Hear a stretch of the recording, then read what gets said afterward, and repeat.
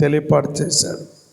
ఈ బైబిల్ గ్రంథమంతా వినండి, బైబిల్ గ్రంథమంతా తెలియపాటు చేసేది ఏమిటంటే మనిషిని మారమనే ముఖ్యమైన విషయం. దేవుని కాక దూరంగా మనిషి ఉంటాడు, దేవుని దగ్గరికి రండి అని ఆ దేవాది దేవుడు ఏం చేశాడంట? యోహాను రాసిన సువార్త 3వ అధ్యాయం 16వ వచనం. యోహాను రాసిన సువార్త 3వ అధ్యాయం 16వ వచనం. అందరికీ తెలిసిన మాట ఇది. దేవుడు లోకమును ఎంతో ప్రేమించను కాగా ఆయన తన అద్వితీయ కుమారుని యందు పుట్టిన వాని యందు విశ్వాసముంచు ప్రతివాడు నశింపక నిత్య జీవం పొందునట్లు ఆయనను అనుగ్రహించాడు. మంచిది. దేవుడు ఈ లోకాన్ని ప్రేమించాడు. ఏం చేశాడండి? దేవుడు లోకమును, నాతో కొద్దిగా మాట్లాడు, దేవుడు లోకమును ప్రేమించాడు. లోకము అంటే ఏంటి తెలుసా? లోకం అంటే ఏంటి తెలుసా? లోకం అంటే మనుషులే. గురుజాడ అప్పారావు అని ఒక కవీశ్వరుడు ఈ మాట అన్నాడు, దేశం అంటే మట్టి కాదోయ్, దేశం అంటే మనుషులై. బైబిల్ చెప్తుంది దేవుడు లోకమును ఎంతో ప్రేమించాడు. లోకములో ఎవరున్నారు? మనమున్నాం. దేవుడు ఎవరిని ప్రేమించాడు? మనల్నే ప్రేమించాడు. ఎందుకు ప్రేమించాడంటే ఒకడు నశించకుండగా నిత్య జీవం పొందుటకు దేవుడు మనల్ని ప్రేమించాడు. ఇస్సాక్ గారైనా సమా గారైనా వారి వ్యక్తిగత జీవితంలో వారు దేవుని ప్రేమను నిదానంగా తెలుసుకున్నారు. నిదానంగా కానీ ప్రాముఖ్యమైనటువంటిది తెలుసుకున్నారు. ఏంది అంటే దేవుడు మమ్మల్ని ప్రేమిస్తున్నాడు. ఈ ప్రేమ అనేది చాలా అమూల్యమైనది. తల్లిదండ్రులు పిల్లల మధ్యలో ప్రేమ ఉండాలి, భార్య భర్త ఎడల, భర్త భార్య ఎడల, ఆ తర్వాత బంధువులు, అన్నదమ్ములు, స్నేహితుల మధ్యలో, అక్క చెల్లెండ్ల మధ్యలో ఈ విధమైన ప్రేమ ఉండాలి. ప్రేమ కరువు అయినప్పుడు జీవితంలో చాలా విషాద సంఘటనలు జరుగుతాయి. మనం టీవీల్లోనూ ఎక్కడెక్కడో చూస్తున్నాం. ప్రేమ భగ్నమైందని చాలామంది సూసైడ్ చేసుకుంటారు. ఆ ప్రేమ అపవిత్రమైన ప్రేమ. కానీ ప్రభువునందు ప్రేమైనటువంటి వాళ్ళు, దేవుడు లోకమును ఎంతో ప్రేమించాడు. ఎందుకు ప్రేమించాడు అంటే ఒక మానవుడు కూడా నాశనం కాకూడదు. నాశనం ఎందుకు అవుతున్నాడు, దేవుడు ఎట్లా ప్రేమించాడు అనేటటువంటి విషయాలు, దేవుని యొక్క ప్రేమను మనము తెలుసుకున్నప్పుడు దేవుని దగ్గరికి వస్తాం. మనకందరికీ స్థిరపరిచితమైనటువంటి ఒక కథ ఉంది. యేసు ప్రభువు చక్కగా చెప్పాడు. లూకా రాసిన సువార్త 15వ అధ్యాయంలో తప్పిపోయినవి తీయొద్దు, ఎక్కువ తీయొద్దండి, మీరు తీసే దాంట్లోనే టైం పోగొడతారు. లూకా రాసిన సువార్త 15వ అధ్యాయంలో 3 కథలు యేసు ప్రభు చెప్పాడు. 1 తప్పిపోయిన గొర్రె, 2 తప్పిపోయిన నాణ్యము, 3 తప్పిపోయిన కుమారుడు. ఈ కథ చాలా చక్కగా తెలుసు. సుమారు ప్రియులారా, ఒక తండ్రికి 2 కుమారులు ఉన్నారు. ఆ 2 కుమారులు చిన్నవాడు ఏమడిగాడంట చెప్పండి? ఆస్తి అడిగాడు. ఏమని ఆస్తి? తండ్రి, నా ఆస్తిలో వచ్చు భాగము నాకు ఇమ్ము. సరే, ఎక్కువ టైం తీసుకోను. ఆ తండ్రి ఇద్దరిని ప్రేమించేటటువంటి వాడు కాబట్టి ఇద్దరికి సమానంగా ఆస్తి పంచి ఎవడిది వాడికి ఇచ్చాడు. చిన్న కుమారుడు ఆ ఆస్తి తీసుకొని ఎక్కడికి పోయాడంట? తండ్రికి కనిపించనంత దూరం వెళ్ళాడు. దూర దేశమునకు వెళ్ళాడు. ఎక్కడి నుంచి ఎక్కడికి పోయాడంటే తండ్రి ప్రేమ నుండి, వినండి, తండ్రి ప్రేమ నుండి బహుదూరానికి వెళ్ళాడు. వాడు వెళ్ళి ఎవరి ఆస్తిని ఖర్చు చేశాడు? తండ్రి ఆస్తి వెరీ గుడ్ పెద్దయ్య, వాడు సంపాదించలే. అప్పటికి వాడు ప్రత్యేకంగా వెళ్ళి ఆస్తిని సంపాదించలేదు, కానీ తండ్రి ఆస్తిని తీసుకొని పోయి విచ్చలవిడిగా ఖర్చు చేశాడు. నేటి మన సమయాల్లో మనం అనుకోవచ్చు, ఈ గ్రామంలో నేను వచ్చినప్పటి నుంచి చూస్తున్నాను. అంటే నేను మిమ్మల్ని కించపరచడం కాదు, మిమ్మల్ని ప్రోత్సాహపరచడం. సంఘం చాలా విలువైనది, దేవుడు మనకిచ్చాడు. సంఘ కాపర్ని దేవుడిచ్చాడు. కానీ తండ్రి ఇల్లు అంటే ఇదేనండి, తండ్రి ఇల్లు అంటే ఇదే. కానీ ఈ ఆరాధన పెట్టినప్పుడు, లేకుంటే ఈ కూడిక పెట్టినప్పుడు ఎక్కడికి వెళ్తారండి చాలామంది యవనస్తులు కానీ ఇంకా ఎవరైనా కానీ, అయ్యగారు పాటలు పాడిస్తాడు గంటన్నర పాటలు ఎందుకొరకు పాడారు పాటలు? ఎందుకొరకు పాడారు పాటలు? నేను అనుకున్నట్లు దేవుని స్తుతించేది పక్కన పెట్టు, మీరు రావాలని పాటలు పాడారు. ఇంకా రావాలి, మీరేమి ఇంకా తినాలని ఆడ ఉంటారు. ఇది ఏంటి అంటే దైవికమైన భక్తిలో అశ్రద్ధ. నేను మిమ్మల్ని ప్రోత్సాహపరుస్తాను. నా గొర్రెలు ఏముంది, నా గొర్రెలు నా స్వరము వినును అని. వినండి, దేవుని స్వరము విన్నప్పుడు ఆ గొర్రె ఏం చేయాలి? ఆ స్వరం ఎక్కడి నుంచి వచ్చిందో అక్కడికి వెళ్ళాలి ఖచ్చితంగా. ఆ స్వరమును నిర్లక్ష్యం చేసేది అది నా గొర్రె కాదు అంటాడు యేసు ప్రభు. అయితే ప్రియులారా, తండ్రి ప్రేమలో నుండి ఈ కుమారుడు బహుదూర ప్రాంతానికి వెళ్ళాడు. బహుదూర ప్రాంతానికి వెళ్ళి ఏం చేశాడంట? తనకిష్టం వచ్చినట్లు ఖర్చు చేశాడు. నేటి కాలంలో వినండి, నేటి కాలంలో మాట్లాడేటటువంటి మాటలు, ఎక్కువ మాటలు యవనస్తులు కానీ యవనురాండ్రులు కానీ లోకంలో తిరుగుతున్నటువంటి వారు కానీ మాట్లాడే మాట అంటే, రే బాబు ప్రార్థనకు రా అంటే, నా ఇష్టం, వచ్చేలేదు, నా ఇష్టం. ఈ నా ఇష్టం అనే మాట తల్లి కుమార్తెకు చెప్తే, అమ్మాయి ఆ ఇంటికల్లా వెళ్ళాకమ్మా అంటే ఆమె అంటుంది, నా ఇష్టం, పోయిందే. అత్త కోడలనన్నా, కోడలు నా ఇష్టం, నీకేం మూలగబడిండు, నా ఇష్టం అన్నట్లే ఈ చిన్న కొడుకు ఎక్కడి నుంచి ఎక్కడికి పోయాడు? తండ్రి ఇంటి నుంచి బహుదూర ప్రాంతానికి, అంటే తండ్రికి కనిపించనంత దూరం. ఇస్సాకన్న కానీ సుమా వాళ్ళు కానీ తమ వ్యక్తిగత జీవితంలో కొన్ని సంవత్సరాలు దేవుని ప్రేమకు దూరంగా ఉన్నారు. ఈ తప్పిపోయిన కుమారుడు ఎప్పుడు తెలుసుకున్నాడంట? ఆస్తి అంతా అయిపోయాక తినడానికి, చెప్పండి తమ్ముడు, తినడానికి తిండి లేకున్నప్పుడు, పందులు మేపడానికి వెళ్ళినప్పుడు, పందులు తినే పొట్టు కూడా అతనికి తినడానికి దొరకకున్నప్పుడు అప్పుడు ఆలోచన చేశాడంట, నా తండ్రి ఇంటి దగ్గర కూలి వాళ్లకు భోజనం దొరుకుతుంది, నాకైతే ఆకలికి చచ్చిపోతున్నాను. ప్రభునందు ప్రేమైన వాళ్ళరా, ఆ తప్పిపోయిన కుమారుడు శరీర సంబంధమైన ఆకలికి వాడు కృషించిపోయాడు. చాలామంది దేవునికి దూరం అయ్యేవాళ్ళు ఆత్మ సంబంధమైన ఆహారం దొరకక కృషించిపోతున్నారు, పాపములో పడిపోతున్నాడు.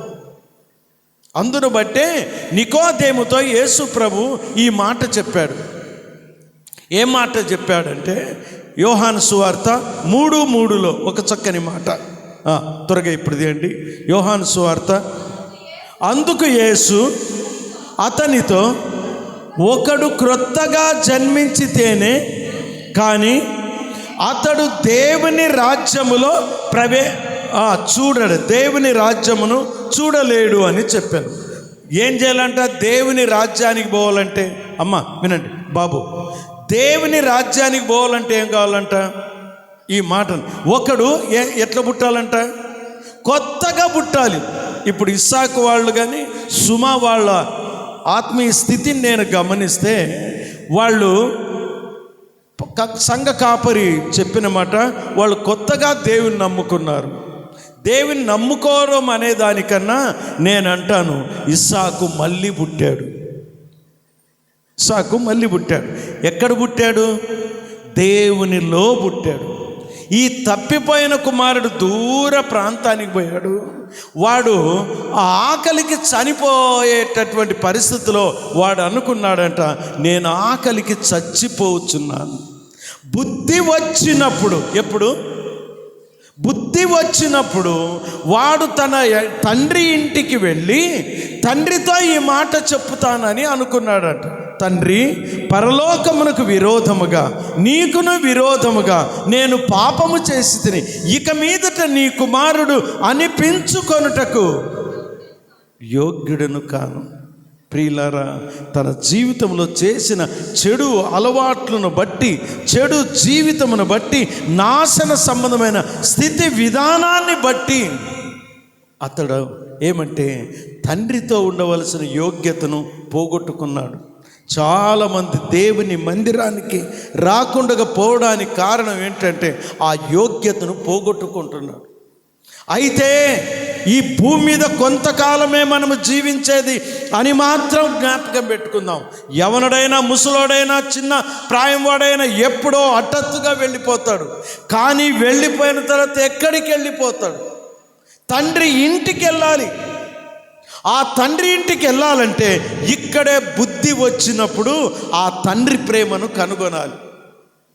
అక్కడ రాయబడిన మాట ఏంటంటే, ఒక చక్కని మాట, తప్పిపోయిన గొర్రె వెతకంగా దొరికింది. కాపరి వెళ్ళి వెతికాడు. తప్పిపోయిన నాణ్యాన్ని తల్లి ఒక ఆమె ఊడ్చుట ద్వారా అది దొరికింది. తప్పిపోయిన కుమారుని ఎవరు వెతికారండి? బైబిల్లో మనం ధ్యానిస్తే ఎవరూ వెతకలేదు. కానీ అక్కడ ఏంటంటే బుద్ధి వచ్చినప్పుడు దేవుని వాక్యం కుమ్మరింపబడుతూనే ఉంటుంది. సంఘంలో ప్రతి ఆదివారం ఇంకా కూడికల్లో వినబడుతూ ఉంటుంది. బుద్ధి ఎప్పుడు వస్తుందో, ఆ ఆత్మ సంబంధమైన బుద్ధి చాలా అవసరం. అందుకే దేవుడు ప్రేమించాడు.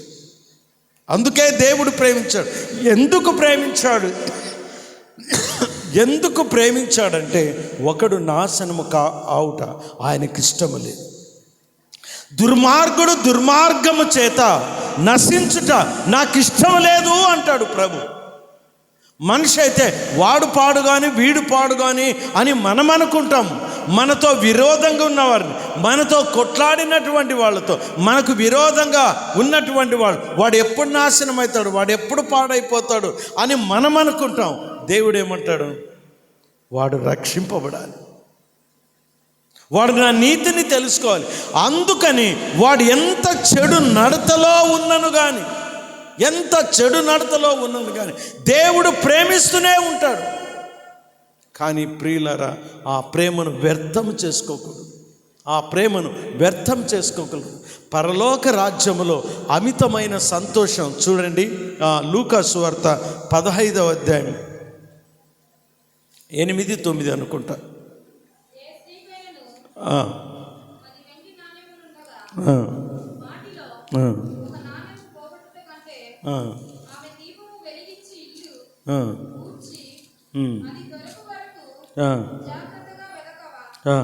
ఏడవచనమమ్మ.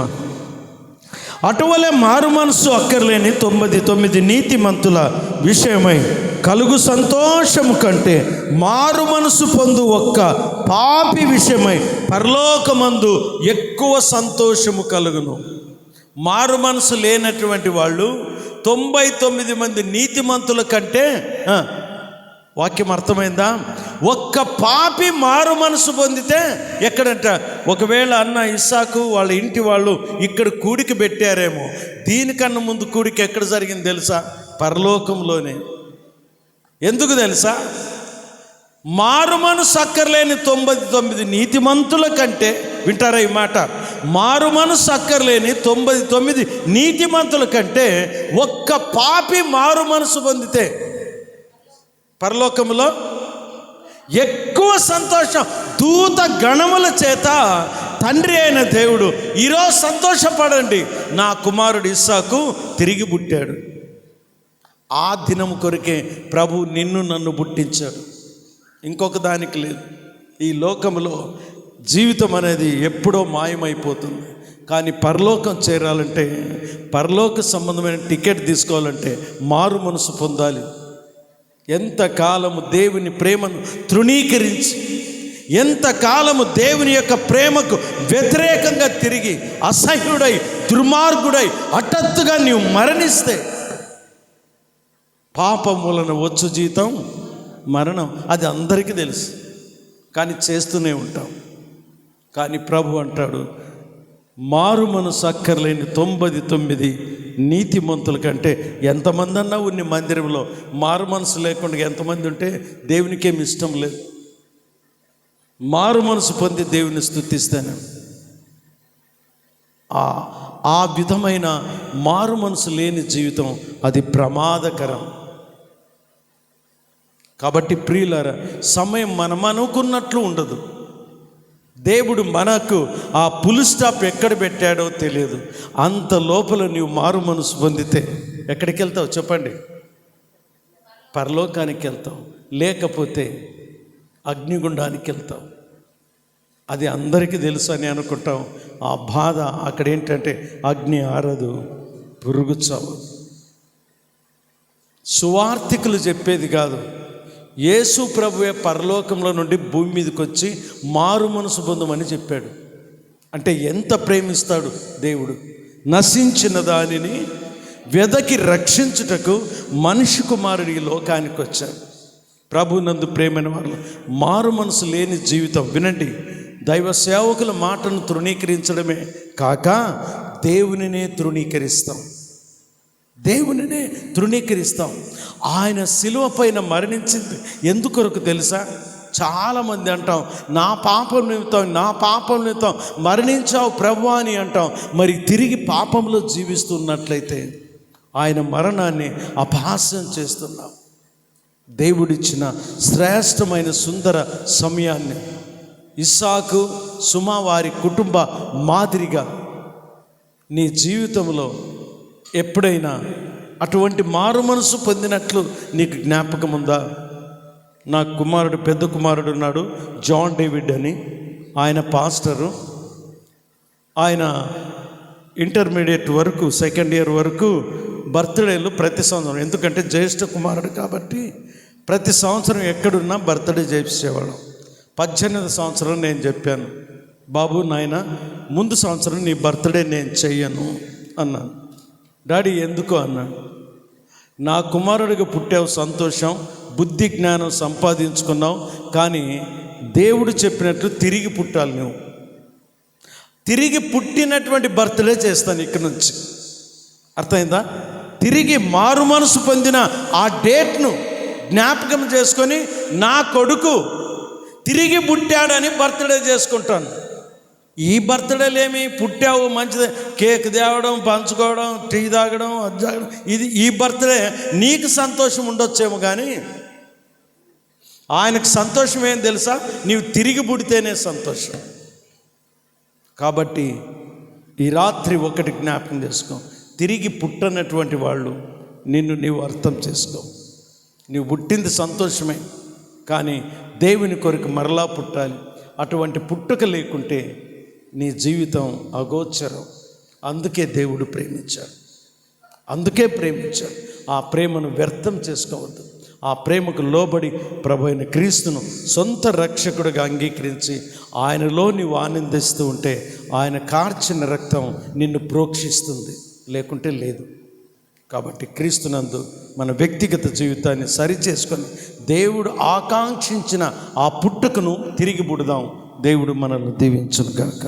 ఆమేన్.